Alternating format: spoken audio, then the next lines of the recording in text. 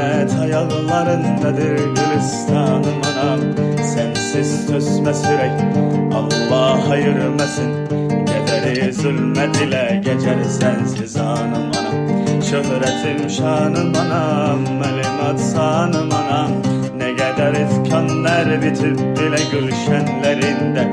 Sen ki bir ömür fida eylemiş evladına.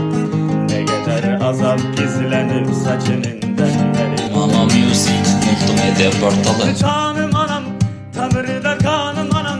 Cennet ayaklarındadır Gülistanım anam. Sensiz sözme sürey Allah ayırmasın. Gederi zulmet ile geçer sensiz anım anam. Şöhretim şanım anam, malimat sanım anam. Ne kadar itkanlar bitip bile gülşenlerinde. Sen ki bir ömür fida eylemiş evladına. Ne kadar azap gizlenip saçının denlerinde. En güzel hanım anam, cennet hurisi sen. Senin ettiğin dualarla Ayşe çaptı başım. Elini semaya sen beni dualar. Beninin dualarla yol dolaşın dağlar aşın. Ey sultanım anam, sana kurbandı can. Attığın adımları altına toprağlarım. Eğer kocalsan